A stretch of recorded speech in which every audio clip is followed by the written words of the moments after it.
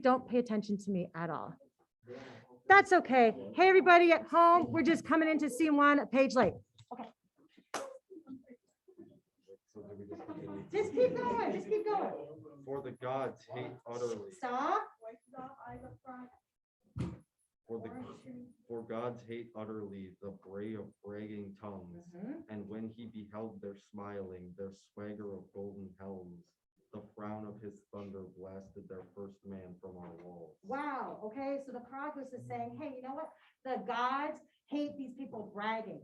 The gods hate these rebels coming in. Okay. And basically, the first guy that tried to cross the walled city state of Thebes, the gods blasted them away. Okay. That just shows that the gods are not on the side of the rebels. Okay. Just setting up the story here. Yours. We heard his shout of triumph high in the air, turned to a scream, far out in a flaming shroud. He fell with his windy torch, and the earth struck him, and others storming in fury, no less than his, found shock of death in the dusty joy battle. 7 captains at 7 gates yielded their clanging arms to the god that bends the battle line and breaks it. These two only, brothers in blood, face to face in matchless rage, mirroring each other's death, clashed in long combat. All right, so just pause, sorry again. But again, that last part of Chronicles is saying, here are these two brothers in blood. All right, they're brothers, they're twins, face to face in matchless rage. They each die at the same time and kill each other. Okay, all right, chorus. But now in the beautiful morning of victory, let thieves of the many chariots sing for joy. With hearts for dancing, we will take level of war.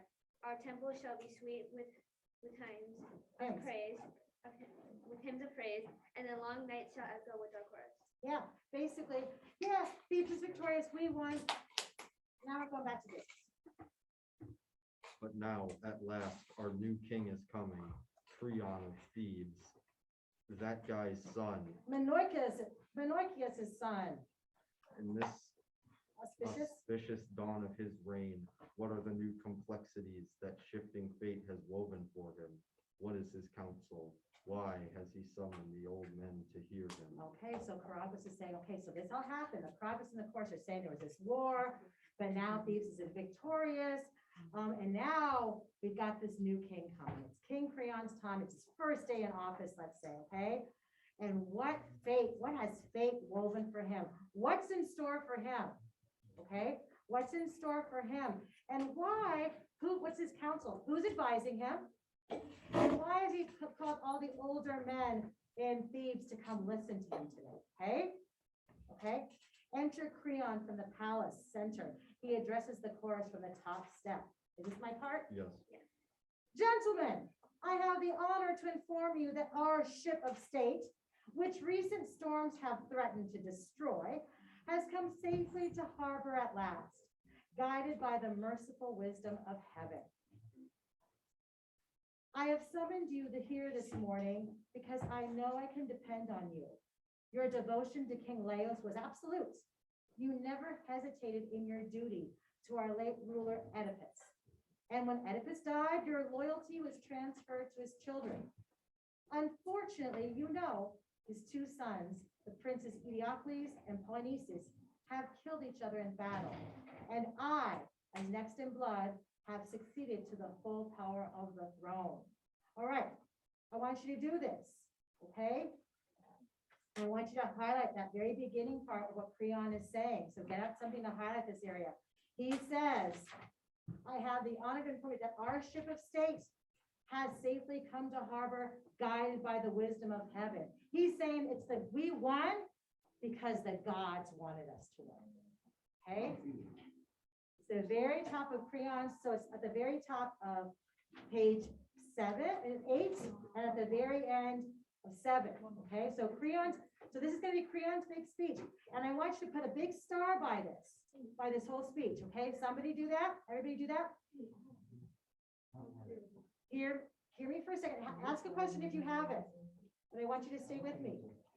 I want you to put a big star on this page. Page 8. Listen up. Big star. Highlight it. This is really important for your paper. This page is going to be super important for your paper. If you've got to say Antigone is guilty of treason, There's a blankety blank ton of reasons on this page, okay? So please mark that up right now. This is how you're successful. You guys do that too. You can do that too, people up here reading scene one. This page is really big for that part, okay? So he's saying, heaven, the gods wisely chose Thebes as the victor, okay? As winning this war. So he said, the gods are on our side, baby, okay? Now he's also saying too, you know, I know you're gonna be loyal because you're loyal to all these other people before me. So I'm feeling really good about coming into office here, okay? I am aware, are you with me? Do you guys understand what I'm saying? Anyone blank on this one? Okay. I am aware, of course, that no ruler can expect complete loyalty from his subjects until he has been tested in office, okay? He's wondering, am I gonna have to prove myself to you, okay? He is nervous, right? They just have this rebellion army come. He's like, I don't want that to happen with me. Nevertheless, I say to you at the very outset, I have nothing but contempt, also disrespect, for the kind of governor who is afraid, for whatever reason, to follow the course he knows is best for the state. And as for the man who sets private friendship above the public welfare. Man, this is big stuff in this paragraph coming up ahead. And again, star it, highlight it, do what you will. But right now he's saying, hey, I have nothing but disrespect for any leader that's afraid to do the right thing. And you know what else? I'm going to do the right thing for this city-state. I'm not going to put my friends above that. Setting him up for failure because his niece is going to do something bad, okay? He doesn't know this yet, all right? I call the gods to witness that if I saw my country headed for ruin, I should not be afraid to speak out plainly. And I need hardly remind you, I would never have any dealings with an enemy of the people. You gotta understand this. Creon is out here. He's like, this is my first day. I'm gonna make an image for myself. I'm gonna be tough. I'm gonna put the state first. I'm not gonna back down. There's an enemy of the people. Someone breaks the law. I'm not gonna stand back. Okay? He is setting himself, unbeknownst to him. This is gonna screw him over. This speech is gonna screw him over. No one values friendship more highly than I, but we must remember that friends made at the risk of wrecking our ship are not real friends at all. Okay? This is some foreshadowing, as we call it. Basically, he's saying, I can't be loyal to my family above this city-state. And his son is gonna ask him not to kill Antigone. Antigone's his niece, but he said it, he doesn't even know that she's gonna do this. He's like, guess what, everybody? I'm the guy, okay? These are my principles at any rate, and that is why I've made the following decision concerning the sons of Oedipus. Eteocles, who died as a man should die, fighting for his country, is to be buried with full military honors, with all the ceremony that is usual when the greatest heroes die. But his brother Polynices, who broke his exile to come back with fire and sword against his native city and the shrines of his father's gods, whose one idea was to spill the blood of his blood and sell his own people into slavery. Like, he's looking bad at this, right? He's like, this isn't going to be good. Polynices, I say, is to have no burial. No man is to touch him or say the least prayer for him. He shall lie on the plain unburied, and the birds and the scavenging dogs can do with him whatever they like. So he has made it clear to the public, Eteocles, hero, gets buried. Polynices, screw him, he's out there, let people pick at his body. And again, this idea in Greek culture that you can't go on and have peace and go on to the afterworld if you're laying out there alive, okay? And again, like we said yesterday, why is he doing this? He wants to scare off anybody else being a rebel, okay? And he even says that Polynices is against the gods, right? This is my command, and you can see the wisdom behind it. As long as I am king, no traitor is going to be honored with the loyal man. But whoever shows by word and deed that he is on the side of the state, he shall have my respect while he is living and my reverence when he is dead. So basically he's saying, hey, you're either with me, and if you're not, I have nothing to do with it. Okay, so that's a huge speech from Creon. That's the first thing he says. We've got some foreshadowing there, right? I want you to notice that. All right, take it over. If that is your will, Creon, son of Menelcus, you have the right to enforce it. We are yours. That is my will. Take care that you will do your part. Enter sentry from the left. And a sentry is like a soldier. I'll say not that I'm out of breath from running, King, because every time I stop to think about what I have to tell you, I felt like going back, and all the time a voice kept saying, "You fool, you don't know what you're walking straight in. Don't you know you're walking straight into trouble?" I'm loving this. And then another voice said, "Yeah, but if you let somebody else get the news to Creon first, it will be even worse than that for you." But good sense went out. At least I hope it was good sense. And here I am with a story that makes no sense at all. But I'll tell it anyhow, because as they say, what's going to happen is going to happen. And Pause. Come to the point. Oh, sorry, pause 1 second. Excellent job with that, Henry, and perfect that you did that, because this is a little comic relief that Sophocles is throwing in there. This guy going, oh my God, I got something I gotta do, but I don't wanna do it, and it's crazy. It's a little comic relief, okay? Excellent. Come on now, Max. Come to the point. What have you to say? I say first and foremost, I did not see who did it. You must not punish me for what someone else has done. A comprehensive defense, more effective, perhaps if I knew its purpose. Come, what is it? A dreadful thing. I don't know how to put it. Out with it. Well, then, the dead man, Polynices. Pause. The sentry is overcome, fumbles for words.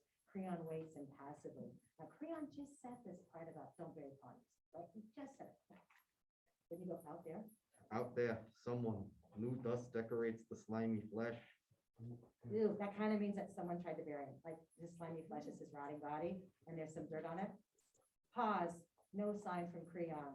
Someone has given it burial that way and gone. Long pause. Creon, okay, Creon just said this, and now he's like, hey, guess what? You know that guy? Someone's trying to bury him. Creon finally speaks with deadly control. He is pissed off. And the man who dared do this? I swear I don't know, boss. You must believe me. The ground was dry, not a sign of digging. No, not a wheel track in the dust, no trace of anyone. But when they relieved us this morning, and one of them, the corporal, pointed to it, there it was, the strangest look. The body just mounded over with light dust, you see. Not buried really, but as if they'd covered it just enough for a ghost's piece. And no sign of dogs or any wild animal that had been there. And then what a scene there was. Every man of us accusing the other. We all proved the other man did it, and we all had proof that we could not have done it. We were ready to take hot iron in our hands, walk through fire, swear by all the gods. It was not I. I don't know who it was, but it was not me. Pause for 1 second, okay? So when they say a light dusting, it's just like a little bit of dirt over it, okay? Just a little bit of dirt would be enough to honor that body, okay? So he's like, no one knows where it came from, no one saw it, but everyone is like, oh my God, was it you? Was it you? Because no one wants to piss off Creon, right?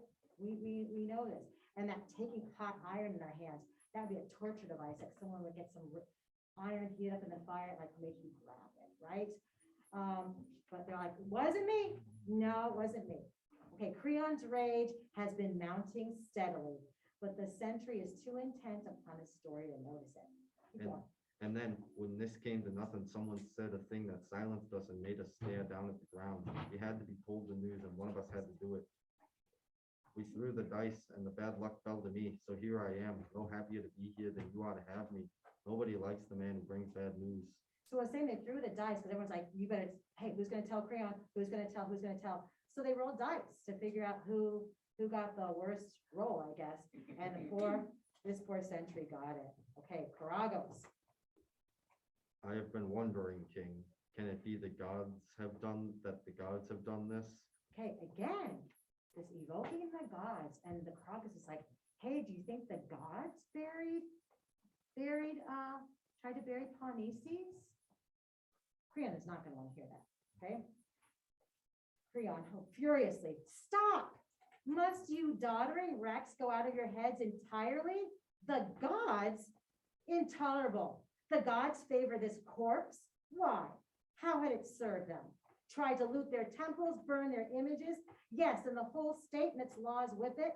Is it your senile opinion that the gods love to honor bad men? A pious thought, right? He's thinking the gods are on my side. The gods declared Thebes the victor here, right? How dare you say that gods would bury this traitor? No, from every beginning, there have been those who have whispered together, stiff-necked anarchists putting their heads together, scheming against me and allies. These are the men, and they have bribed my own guard to do this thing. Sounds like Creon's getting a little bit paranoid, okay? Yeah, people have been talking about me in the alleys. They probably paid someone to do this. Money. There's nothing in the world so demoralizing as money.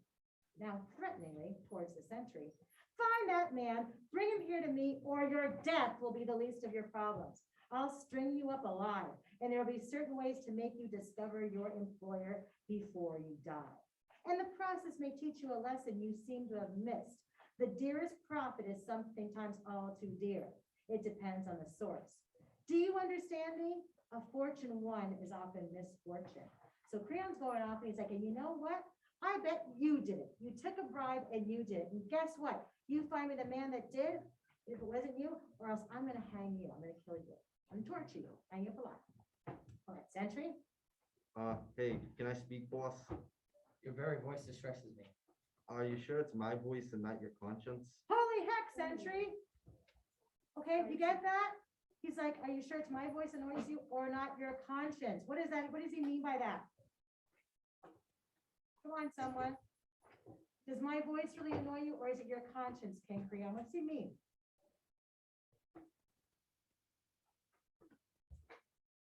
Don't make me do eeny, meeny, miny, mo. Yeah. I'm not really upset. Speaking of upset at what happened. Yeah, he's like, are you really upset at me? Or is your conscience bothering you that maybe you're wrong? That maybe you're wrong that this guy should be buried. So you're so upset that someone defied your law. Maybe this was not a good law. Okay? Good, good, good. My God, he wants to analyze me now. Mhm. It is not what I say, but what has been done that hurts you. You talk too much. Maybe, but I've done nothing. Sold your soul for some silver. That's all you've done. How dreadful it is when the right judge judges wrong. Ooh, yeah, another foreshadowing. He's like, okay, you're the judge of everything, but maybe you're judging wrong. Ooh, go ahead, Creon, sorry. Your figures of speech may entertain you now, but unless you bring me the man, you will get a little profit from them in the end. Exit Creon into the palace. Bring me the man. I'd like nothing better than to bring him the man, but bring him or not, you have seen the last of me here. At any rate, I am safe. Exit sentry. Numberless are the world's wonders, but none more wonderful than the human. The storm gray sea yields tis prows. The huge rests there him high. Earth holy and inexhaustible is graven, with shining furrows where his plows have gone, year after year in the timeless labor of stallion. O clear intelligence, force beyond all measure. O fate of man, working both good and evil. When the laws are kept, how proudly his city stands.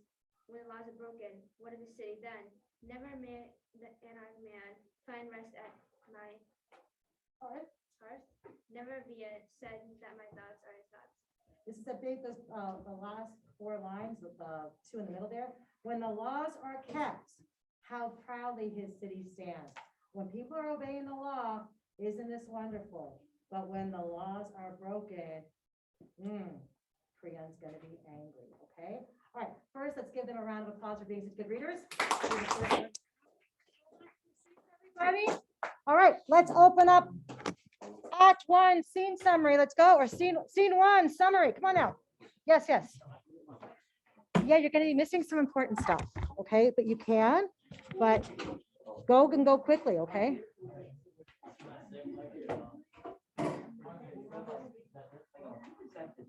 We're not worrying about that now. You've got something more important to do. Shh. So let's go over to values. We go to ancient Greece. Come on now. Shh. And I want you to go to Antigone Scene 1 summary. Open that up right now.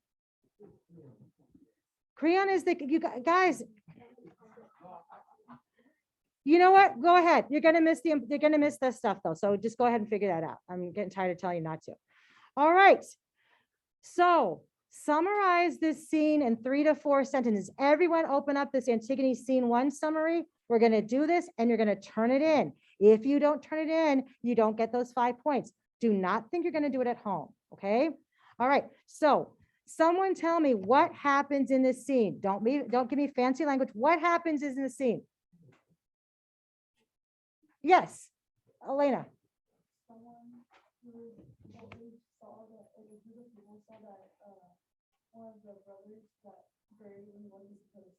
Okay. Okay, some of the soldiers saw that, we'll call him Paul, was sort of buried. And they knew it was illegal. Everyone was afraid to tell Creon, but one sentry got picked after losing a dice roll game. Okay. Excellent, Elena. What happened before that? Someone tell me what happened before that. Yes, Maddie.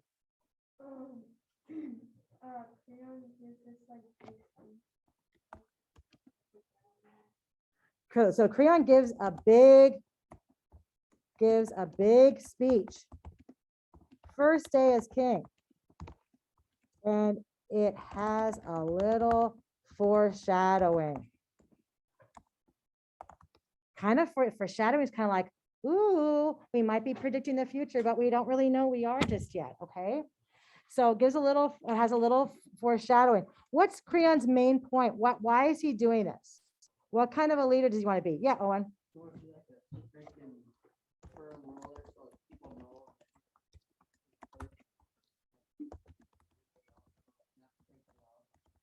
Awesome.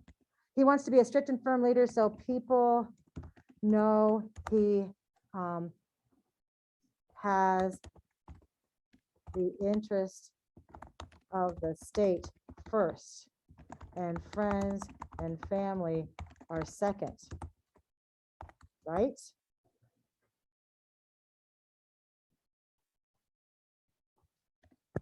Wants people to obey the laws. And what's the first law he says? Yeah, Owen.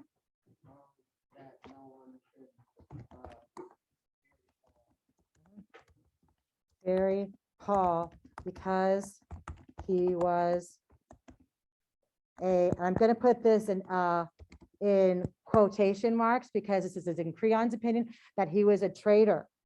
Okay. And if someone buries him, they will be executed.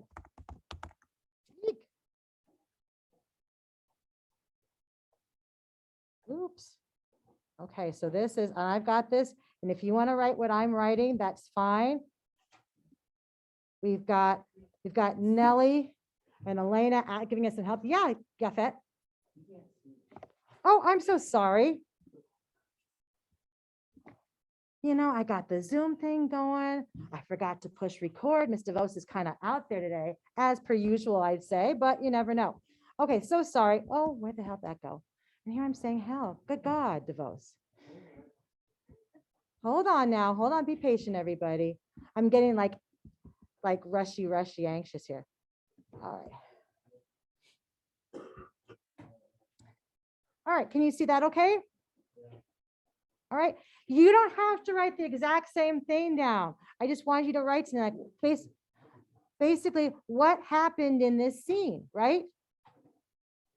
And we want to do it right after we read it, because by the time you go home tonight, like, wait, what did I read? What did I read? Wait a minute. What was scene 1? What was scene 2? Okay. All right. Now what I want you to know, so what I want you to have is give me some important information that we might have gone over in this scene. You could look at what I said, highlighted. Give me some good info here. Okay. Yes, Nellie. Like the part that happened was, the king had like a meeting or Okay. King Creon had a big meeting, big speech, very first day. What page is that on? Do you remember? 7 and 8? Yeah. Look at page 7 and 8. Oops. Okay. That's my hint to me that like, ooh, that was a lot of highlighting stuff. Ms. DeVos brought that up and said, this is important, right? So he had this big speech. He's setting everything up. Okay. Nellie's on fire. Someone get a hose and, pull him up. I don't know. Okay. Well, no, maybe he doesn't want you to do that. Okay. So he had a big meeting that first day. Someone tell me something. They talk a lot about the gods in this, and Creon does. What does Creon think about the gods? I know you know. John. Well, he thought that the gods favored Thebes. That the gods favored Thebes in the war. Okay. Gods are on his side. Okay. It feels like the gods support whatever Creon thinks. Right. Support. Right. He thinks the gods will support whatever he thinks is right. Right. At those times too, people would think, well, the gods chose this king for us. This happened for a reason. Everything happened for a reason, and the reason would be the gods. Okay. All right. And again, I know I have 6 bullet points. We don't have to have 6. Whatever we can do, we can do. Okay. All right. What else do you think is important from that? Even something, maybe a line that you think is important. What does the sentry say to Creon that makes him mad? John?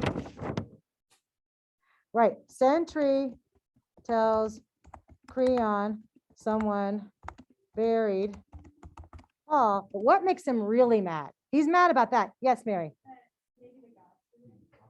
And suggests that maybe the gods buried him. And that's on page 11. Again, I'm thinking of this paper you're going to have to write. If you're saying that that Antigone is not guilty of treason, one of your reasons might be, hey, even the sentry thought the gods were trying to bury him. Okay. All right. And this makes Creon quite salty. Okay. What else happens in this? I think there's one more. Oh yeah, sorry. Yeah, Karen, sorry about that. How you said it was like your conscience. Yeah. Creon is mad, and Sentry suggests maybe it's his conscience. Uh-oh. And this is on page 12. And I think the last thing we got out of this is, what is the sentry supposed to do? What's the job of the sentry now to do? Yeah. Sentry has to find out who buried Paul, or else he will be killed. Okay. And I'm going to add another one. Is Creon paranoid already? Question mark. And that's something from page 12, where he's like, oh, he's getting mad. He's getting hot really quickly. And then he's like, and you know what? From the very beginning, there have been people that have been whispering about me. Maybe someone did this because they took a bribe. So he's getting a little paranoid and scared. All right. All right. This, I would call this excellent work. Turn it in. Turn this in. This will help you with your paper. I need you to turn it in. Please don't think that you're going to turn it in later, because you probably won't. Okay. And that's all right. So just turn it in now.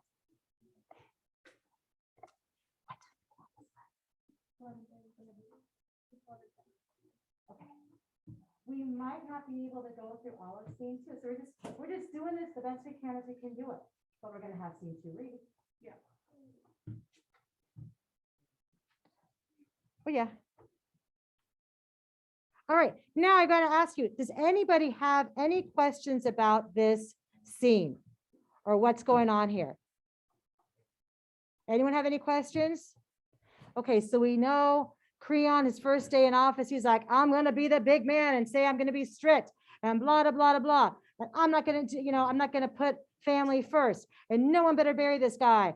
And as in the end of his speech, this sentry comes in and goes, "Psst, psst, hey, you know that body no one's supposed to bury? I hate to tell you someone did." Like, what the hell? This is my moment, right? I can't be seen this week already, first day, and this is happening. Go find out who did it. All right, turn this in. Scene two, folks, come on up here.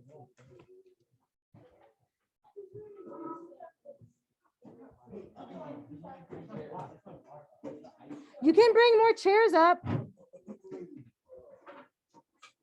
got you. I'll move this out of the way. Well, we have it now. Oh, I got Kendra. I like the notes. Who's? The first. Wait, what guy are you? You don't have to say his name. I know when you're talking about. Oh, Caragos. No. I'm first base. No, Here, I want you like this. The audacity.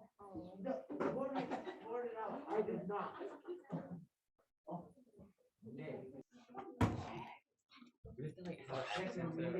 No, you don't. You just have to read. If you want to, Henry wanted to give it some flair. You don't have to. Like if you have some emotion, like the guy's angry, make him sound angry. Hey, focus. Scene two is reading this for us, so we don't have to. Shush. And introduce yourself. What part are you playing? Alright, my name's Duncan and I'm doing Caragos. My name's Mary and I'm Creon. My name's Emmy and I'm Antigone. I am Xander and I'm Sentry. My name's Joe and I'm Sentry. My name's Kendra and I'm Antigone. Okay. So this is scene two. Re-enter Sentry, leading Antigone. So remember the Sentry who's like, I'm gonna get killed if I don't find the person. Now he's coming back and he's dragging Antigone with him. Stay with us. What does this mean? Surely this captive woman is a princess Antigone. Why should she be taken? Here is the one who did it. We caught her in the very act of burying him. Where is Creon? Just coming from the house. Enter Creon Center. Why have you come back so soon? What has happened? A man should never be. Okay. Okay. A man should never be too sure of anything. I would have sworn that you'd not see me here again. Your anger frightened me so, and the things you threatened me with. But how could I tell then that I'd be able to solve this case so soon? No nice dice throwing this time. I was only too glad to come. Here is this woman. She is the guilty one. We found her trying to bury him. Take her, then question her. Judge her as you will. I am through with the whole thing now and glad of it. You're gonna pause. Excellent. All right. Again, so what's going on here? The sentry's like, I didn't want to come back, but now I'm happy because I found the person that did it. I'm the hero of the day, right? I found the person who did it. Just happens to be your niece and happens to be the princess. Oh, well, but we saw her doing this. Okay. All right.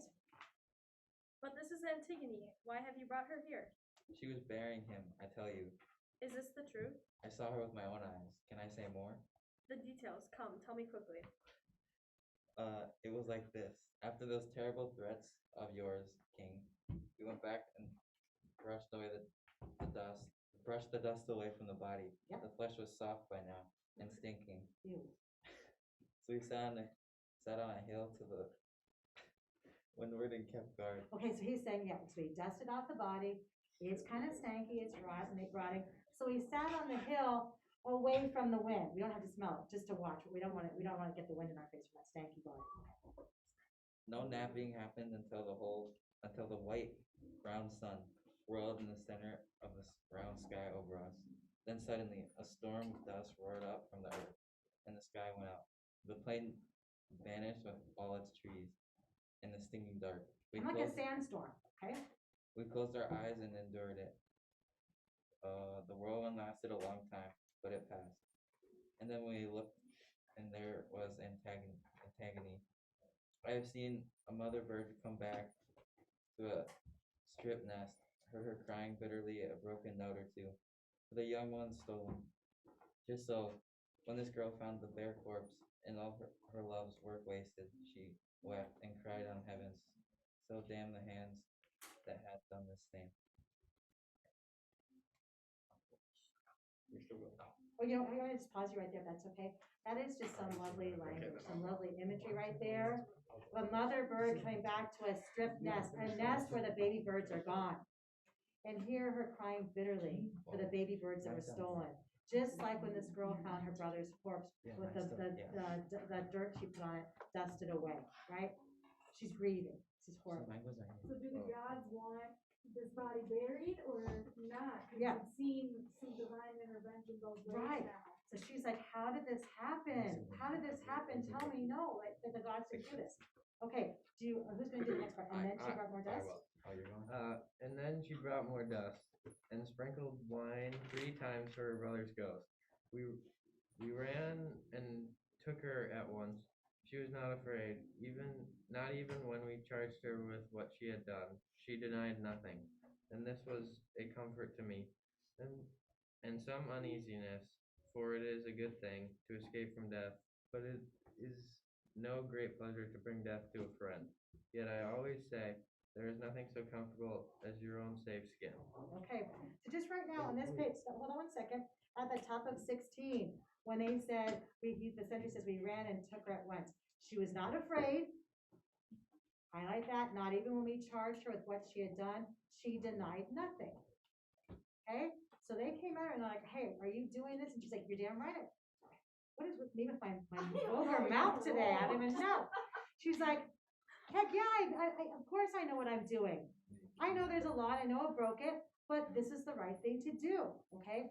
Again, just keep that handy in the old back pocket, okay? And the sentry's like, you know what? I'm happy I'm not gonna die, but also I know Antigone, she's a nice gal, and I kind of feel badly that I'm bringing her to her death. And here comes Creon, slowly and dangerously. He's mad. And you, Antigone, you with your head hanging, do you confess this thing? I do. I deny nothing. Okay, big time. Circle that, highlight that, whatever you want to do. She says she did it. She denies nothing. Okay. Now to the sentry, he says. You may go. Exit sentry left. To Antigone, Creon says. Tell me briefly, had you heard my proclamation touching this matter? It was public. Can I help hearing it? And yet you dared to defy the law? I dare. It was not God's Proclamation. proclamation. That's final justice that rules the world. Below mistakes, no such law. Your edict. Oh, your edict, king. Your edict, king, was strong, but all your strength and weakness is self against. Okay, I want you guys to stop right now too. So remember I had you make a big mark, a big highlight for Creon's big speech. This is Antigone's big moment, everybody. So put some big stars and highlight the bottom of page 16 through her speech, through on page 17. This is big stuff for Antigone. This will be important for your paper. Gives a lot of her reasons. You guys do it too, up here. Highlight that. This is Antigone's big moment, okay? So she's like, yeah, it was your rule. It wasn't the God's proclamation. Okay, I think justice belongs with the gods. And she says, your rule, your edict, your law, king, was strong, but all your strength is weakness against the immortal, unrecorded laws of the gods. God's law is greater than Creon's law, she's saying. Okay, this speech is important. Okay, who's starting off with that? Page 17. The immortal, unrecorded laws of the gods. They are not merely now. They were and shall be a predator forever, beyond man, utterly, I knew I must die, even without what? Your decree, your law. Decree. Mhm. I am not only mortal, and if I must die now, before it is my time to die, surely this is no hardship. Can anyone living as I live, with evil all about me, think death less than a friend? This death of mine is of no importance. But if I had left my brother lying in death unburied, I should have suffered now. I do not. You smile at me. Oh, Creon. Wait, is this still me? Yeah, you are, you're good. You saw me. Oh, Creon. Think of me as a fool. Think me a fool. If you like, but I may well be that a fool convicts me of fooling. That's all. Good, excellent. This is a tough thing. So Antigone, like I said, you best be circling this speech. It's full of good stuff for her, especially for your paper. She is basically saying, and if you want to write this in the margin, God's law is greater than your law. Okay? And guess what? If I have to die, I'm gonna die anyway, so I might as well die doing the right thing. Okay? I don't want to live in a world that thinks your law is more important than God's law. Plus, she's like, I've already lost so much. What difference does it make? It's more important to me that my brother's buried with honor than me staying on. Okay? This is big. And remember, she's about 15, 16 years old. Here's this old king. And she's like, yeah, I'm not afraid of you. Matter of fact, you suck. Okay? All right? That's big. All right, Caragos. Like father, like daughter, both headstrong, deaf to reason. She has never learned to yield. She has much to learn. The inflexible heart breaks first, the toughest iron cracks first, and the wildest horse bends their neck at the pull of the smallest curve. Pride and slave. This girl is guilty of a double insolence, Mm-hmm. breaking the given law and boasting of it. Who is the man here? She or I, if this crime goes unpunished? Sister's child, or more than sister's child, or closer yet in blood. She and her sister win bitter death for this. Okay, I want you to pause that there. I want you to circle that speech by Creon. She's guilty of a double insolence, okay? That's big. She not only broke the law, now she's bragging about it. Boasting means to brag about it. Not only did she break it, she's like, yeah, I broke it. Who cares? And then he says, who's the man here? She or I? Remember, at that time, women didn't have much power at all. So not only is this young person coming up at him, this young person's also a girl. Like, how dare she? Know your place. Okay? Yeah, if you remember from scene 1, they only ever said the word man when they were talking about suspects. I don't know if you noticed it, but I did every single time. Because they're the only people that have power that they think would dare to upset the king. And it says pride in a slave. Yeah. That's where we can see how they value women in the society as slaves. Right. Like, how dare you speak up? Oh, what are women supposed to do? Stay home, give birth to healthy babies, take care of them, make food, make clothing. That was your lot in life. And now you, young one, are coming up and telling me how to be a leader, laughing at my law, bragging about breaking it. Are you kidding me? Okay? And also, now he's thinking too, like, man, do you think he can let her go free? Do you think he could say, it was just my niece, everybody, it's okay? Someone answer. Do you think No. that's reasonable? No, thank you, honey. No, he can't. If he does that now, he's going to be seen as weak. Okay? All right, to servants. Go, arrest. No, go some of you. Arrest Esmini. I accuse her equally. Bring her. You will find her sniffling in the house there. Her mind's a traitor. Crimes kept in the dark. Cry for light, and the guardian brain shudders. So pause right there. So now what do you think about Ismene? Ismene, her little sister. What does he think about Ismene? She's equally guilty. Yeah, she's in it too. He's like, those sisters are tight. She's probably part of it too. Again, does anyone think that Creon's going a little bit off the rails here? Like he's like, hey, you know what? Arrest that 11-year-old sister of her because she's sniffling in the house, but you know what? I bet she's part of this too. So let's arrest both of them. Okay?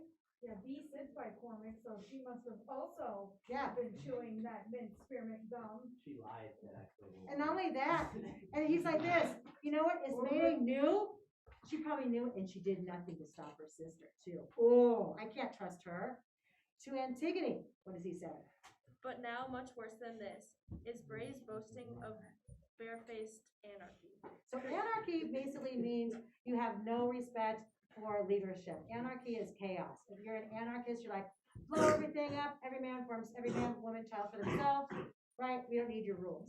I got that. Antigone, Creon, what more do you want than my death? Nothing. That gives me everything. how sad. She's like, what do you want more from me, my death? And he's like, nothing, that's my everything. Then I beg you, kill me. Oh. This talking is great. Weariness. Oh, you said your iPad died. Oh, It's okay, I we're got working one. it out. Okay. Then I beg you, kill me. Yes. This talking is a great awareness. Yep. Your words are distasteful to me, and I am sure that mine seem so to you. And yet they should not seem so. I should have praise and honor for what I have done. All these men here would praise me.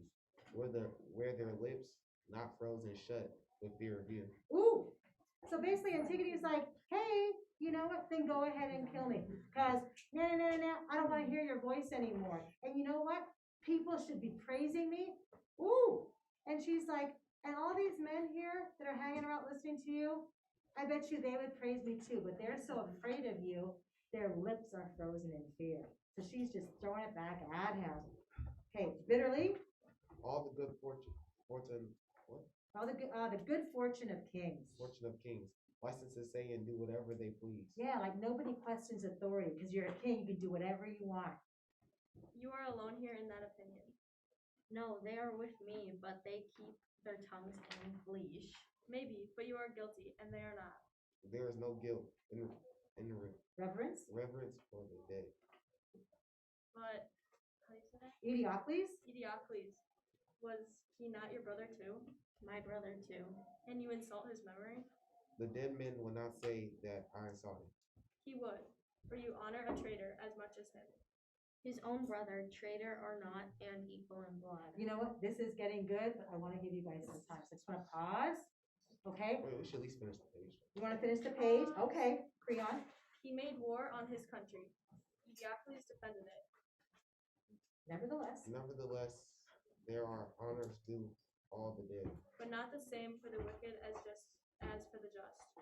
Oh, Creon, which of us can say what the gods hold wicked? An enemy is an enemy, even dead. it is my nature. It is my nature to join in love, not hate. Go join them then. If you must have your love, find it in hell. Find it in hell.